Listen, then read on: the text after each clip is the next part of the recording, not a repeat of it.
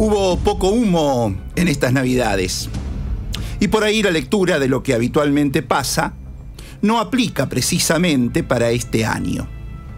Pero es una costumbre que frente al menú propio de las fiestas de fin de año, una, se sienta tentado de cometer algún exceso con la excusa de que la fecha lo amerita y que después vendrá la compensación con ayunos y o actividad física.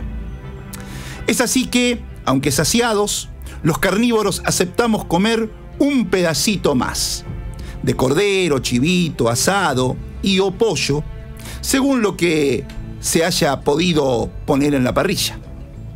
Después, no nos privamos de las delicateces propias del frío invernal europeo y le damos al pan dulce, al turrón, a las garrapiñadas o al maní con chocolate como si afuera estuviera nevando. Y los y las veganos y veganas también suelen zarparse, aunque lo suyo sea más sano. E incluso, desaprensivamente, el abuso suele llegar al rubro bebidas. Se está en familia, con amigos. Son noches muy particulares y esas tentaciones son muy poco resistibles. Total, no pasa nada. Del mismo modo, han operado en la expectativa de muchos y muchas una serie de hechos que tientan a adjudicarles un significado acorde a las expectativas que tenemos, pero que en la realidad son merecedores de otra u otras lecturas. Veamos. Muy tentados estamos, los que nos identificamos con lo nacional y popular, con la convicción de que es necesario que el Estado esté siempre presente, con la idea de que la gestión Milei nace herida de muerte con todo lo que pasó el miércoles. Desde la desobediencia al protocolo de la cada vez más devaluada comandante Pato por parte de las agrupaciones sociales, por cierto no muy numerosas, hasta la reacción multitudinaria de quienes salieron a la calle después del decreto de necesidad y urgencia anunciado por el loco de la motosierra. Es que esa irrupción de la clase media, que copó las esquinas y los barrios no solo de Buenos Aires y varios del conurbano, sino ciudades de todo el país, incluida Santa Rosa, apenas terminó la cadena nacional de este sujeto muy difícil de describir, la que se agrandó al otro día en Rosario, en Mar del Plata, aquí mismo y en otros varios puntos del país. Irrupción esporádica a la que intentaron ignorar olímpica y asquerosamente los pusilánimes de los medios hegemónicos y que reivindicó con sus cánticos «Basura, vos sos la dictadura», que hay conquistas culturales de una parte significativa del pueblo argentino que no tienen chances de retroceso. Todo eso invita a la tentación de seguir cantando aquello de que no nos han vencido. Particularmente, los que salimos a las calles en medio del calor, no tan intenso, pero calor al fin de un verano que está arrancando, nos tentamos a trazar un paralelo con aquel verano del 2008, donde los abusos de aprobar el presupuesto municipal sin consultar al Consejo Deliberante, de la creación de una policía comunitaria, del cierre del Centro Municipal de Cultura, del aumento de tarifas en un 45% y de las multas de tránsito en más de 2000%, de la prohibición a los menores de 12 años de circular por la calle en bicicleta y la aplicación de multas de 250 pesos, que eran importantes en aquel momento, a los grupos familiares que tuvieran más de 2 perros, hizo reaccionar en aquel verano del 2008 a un número creciente de vecinos y vecinas que salieron a las calles hasta que se lo llevaron puesto al intendente Juan Carlos Tierno. Aquel retroceso en la pretensión de validar un año de cárcel por 2 en la sentencia a los genocidas, impidiéndoles a muchos de ellos quedar en libertad, y el repliegue momentáneo de la reforma jubilatoria que el presidente Mauricio Macri quería imponer en el Congreso y no pudo siquiera desplegando 3.000 policías para blindar el Parlamento, en la que fue su primera derrota política, aunque temporal, fueron conquistas de la movilización popular. Resultados con los que muchos se tientan para ilusionarse con que lo mismo pasará con el gobierno de Milei. Pero así como no hay ayuno inmediato que tenga como efecto licuar los kilos de más con los que terminamos en las fiestas de fin de año, no será tan sencillo frenar las consecuencias del DNU de Milei. La bestialidad del decreto, en términos políticos, legislativos y constitucionales, es reconocida por absolutamente todas las opiniones de las fuerzas con representación en el Congreso, salvo algunos de la Libertad Avanza, claro. Y todos los especialistas sostienen que el decreto no tiene ni pies ni cabeza técnica para sostenerse. Más temprano o más tarde, porque además un decreto de este tipo se aprueba en paquete, no por partes, se lo van a voltear en la ley parlamentaria o en la justicia. Pero lo que seguramente va a ocurrir, y aquí está lo desilusionante, es que no va en el menú de proyectos de ley que Milei envió al Congreso para las sesiones extraordinarias, a las que para hoy convocó. O sea, que recién se trataría en marzo, pero ya con el DNU aplicándose en forma efectiva desde el viernes.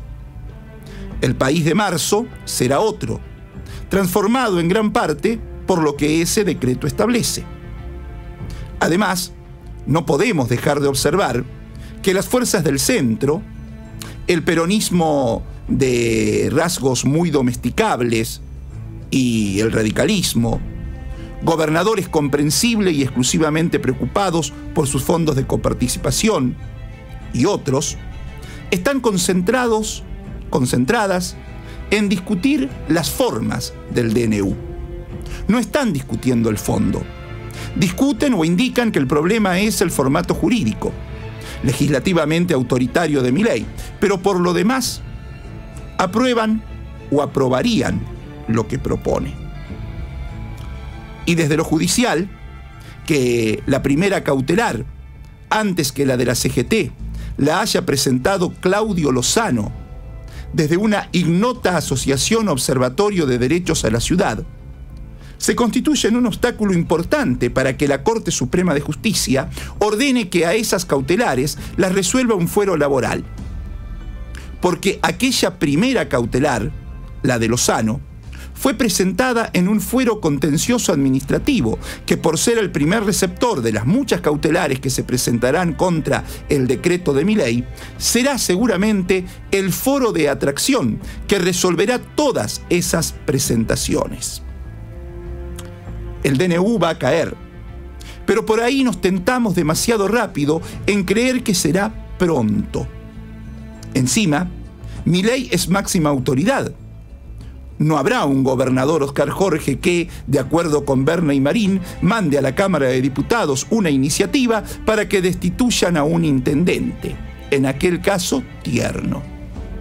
Nos tentamos en creer que después de 87 días de mierda, también caerá Milei. ¿Habrá sido en vano? Y tampoco vale tentarnos con decir que el pueblo pampeano salió a repudiar el DNU de Milei. Como tantas veces lo hemos marcado, otra vez fueron santarroceñas y santarroceños exclusivamente los que salieron a la calle, acá en la capital, que es donde más imprescindible se hace el Estado. En otras localidades, sobre todo en el norte y en el sur, donde Milei ganó con amplitud las elecciones, las cacerolas quedaron bien guardadas. Ahora, hechas estas advertencias, es bueno remarcar lo saludable que ha venido ocurriendo en los últimos días.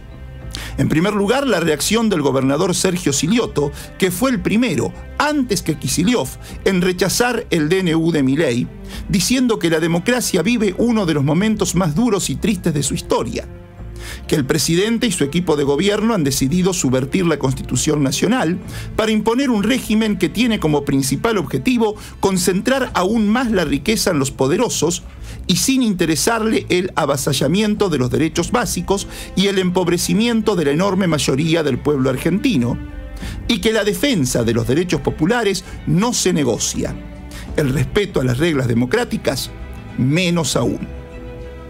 Esa inmediata reacción de Silioto se diferencia en mucho de la estrategia de Rubén Marín cuando en épocas de Menem no le puso en práctica sus políticas en la provincia, pero jamás lo cuestionó en público. Y también esa inmediata reacción de Silioto se diferencia de la actitud de Carlos Berna, que se rebeló ante Macri, pero mucho más allá de transcurrida su primera mitad de gobierno. Aquel tuit de Silioto, oponiéndose al decreto de necesidad y urgencia, es la imagen de la hora que está viviéndose en la Argentina. A estas alturas, con el gobierno de Macri, ya teníamos gobernadores que se entregaban por 2 sanguchitos. Entonces, muchas de las reacciones que pasaron en estas horas con la gente en la calle, con los cacerolazos, no solo habla de una sabiduría, de un saber, de un sentido común básico que tiene la gente y que en estos puntos de inflexión siempre aparece como algo que es necesario rescatar, porque ya no va a quedarse en el molde. Esta reacción que hoy observamos en el macrismo apareció a los 2 años, 2 años y medio, y la de estos días es una reacción muy rápida. Para destacar, solo pasaron 10 días de que Milei estaba gobernando cuando la gente salió a cacerolear en contra de su DNU. Y Silioto tuvo su apoyo. La CGT Centro Sur lo respaldó diciendo que nuestra provincia se ve hackeada por un DNU que desprecia la condición humana. Los intendentes peronistas lo hicieron reprochando y remarcando que nuestro pueblo ha sido estafado, ya que este brutal ajuste, esta descomunal quita de derechos, lo paga el pueblo entero y no lo paga ninguna casta privilegiada, como prometía Milei por todos los medios y redes sociales. El PJ La Pampa, repudiando el ataque a la Constitución realizado por Milei, diciendo que la hora exige unir fuerzas para resistir. Y hasta los radicales se alinearon advirtiendo desde el Comité Provincia que el DNU debe discutirse en el Congreso Nacional. Claro que también hubo de los otros, los que están con Milei. La sociedad votó ajuste. El mensaje fue concreto y directo. El ajuste lo está pagando el sector público, a excepción de los aumentos de precios que de todas maneras iban a venir por una cuestión de inercia inflacionaria, dijo el presidente de uno de los partidos libertarios de La Pampa, Luciano Ortiz, aún reconociendo que no hay ninguna medida en particular que beneficie a los trabajadores, lo que evidentemente no le importa. Y desde el PRO, el diputado nacional Martín Arduin dijo que es urgente que la Argentina haga el cambio que necesitamos. Si no es todo, es nada. Y el diputado provincial Enrique Juan aseguró que es un nuevo comienzo para nuestro país. Con su contundente posicionamiento, Silioto ha mostrado una coherencia con su accionar desde la gestión, que es lo que seguramente le reconoció la población pampeana cuando, al ser encuestada en la primera quincena de este mes, lo premió con un 58% de imagen positiva, haciendo que ocupe el 8º lugar entre los gobernadores de todo el país. Un reconocimiento que no tuvo el intendente de Santa Rosa, Luciano Di Napoli, al que sus vecinos lo ubicaron en el puesto 23, solamente mejor considerado que el jefe comunal de Ushuaia entre los intendentes de las ciudades capitales del país. Seguramente, el desdén que le reprochan tiene respecto al estado de las calles, sobre todo en los barrios, donde la gente las padece de un modo insufrible frente a tantas lluvias, y el descuido que le endilgan tiene respecto a la laguna Don Tomás, representada por la mortandad de peces y con la revelación del bombeo de líquidos cloacales, lo que compromete la salubridad del lugar, han de haber sido gravitantes para la opinión de los vecinos, entre los que solo un 42% tiene una imagen positiva de su gestión. Encima, la desocupación subió en el tercer trimestre en el conglomerado Santa Rosa-Tuay. Fue del 7% y marcó un aumento de más de 1 punto respecto al 5,9% que había registrado en el segundo trimestre del año. De todos modos, me parece necesario destacar que las modificaciones que se observan en la Ordenanza Tarifaria 2024 son un avance en la pretensión de que los que más ganan, más tributan. Es cierto que la metodología utilizada aprobando la iniciativa entre gallos y medianoche no fue la mejor, pero que en los grandes rubros económicos se cambie el paradigma y pasen a tributar conforme a los ingresos brutos, como pasa en casi todas las capitales y ciudades grandes del país, donde los comerciantes tributan por lo que ganan, es algo absolutamente progresista. Muchas son las actividades en las que no se necesitan grandes locales para amasar fortunas, y no puede ser que solo paguen por los metros cuadrados que ocupan. Se les va a cobrar de acuerdo a una tasa de ingresos brutos. Los comercios declararán cuánto es, habrá una alícuota y en base a eso se cobra. Obviamente que esto no es para los kioscos o las despensas. Algo irreprochable. Y todo se dio como Silioto quería en lo referente al juicio a la jueza Ana Clara Pérez Ballester y a la asesora de menores Elisa Alejandra Catán por su actuación en los expedientes de tutela y guarda de Lucio Dupuy, asesinado el 26 de noviembre del 2020 por su madre Magdalena Espósito Valenti y su pareja Abigail Páez, ya condenadas a prisión perpetua. El gobernador hizo lo imposible para que el jury a las funcionarias judiciales se hiciera cuando se hizo. O sea, una vez pasado el interminable proceso electoral. Naturalmente suponía que el desenlace iba a ser el que tuvo, es decir, la absolución de ambas, y no quería que los medios nacionales, que seguramente hubieran mostrado un interés mayor que el que hubo en otra época del año, se llevaran la imagen del abuelo de Lucio, descompensado, asistido por el Servicio de Emergencias Médicas y a los gritos de asesinos, son todos asesinos. La verdad, si por la sesgada información periodística que hubo nos guiamos, el juicio fue un trámite para Ballester y Catán. No hubo un solo indicio que hiciera conjeturar que algo distinto podrían haber fallado desde el jury de enjuiciamiento. Tanto es así que sola una de sus integrantes votó por la minoría a favor de la destitución, considerando que los hechos imputados quedaron claramente probados. Se trata de la diputada Silvia Larreta, para quien Ballester, en ninguno de los dos expedientes, citó ni recabó la opinión del padre y tampoco comunicó a la autoridad administrativa la posible vulneración de derechos que surgían de las presentaciones judiciales. Calificó a todos esos hechos como mal desempeño de sus funciones, lo mismo que en la causa del cuidado personal, donde, según su entender, no escuchó al niño y no le dio intervención al equipo técnico interdisciplinario. Con relación a Catán, Larreta la responsabilidad de no solicitar en ambos expedientes la comparecencia del padre y no comunicar a la autoridad administrativa. También de no solicitar en el cuidado personal que se escuchara a Lucio ni requerir la intervención del equipo interdisciplinario y, en la tutela, de consentir su archivo mientras el régimen a favor de la tía estaba vigente. Como lo político se juega en todas las canchas, siempre se dijo que el gobernador Silioto y el exgobernador Carlos Berna tenían expectativas disímiles respecto a si las funcionarias debían ser condenadas o no. Y el fallo, en alguna medida, está reflejando que nada de lo que se desarrolló en el juicio sirvió para que modificaran su postura.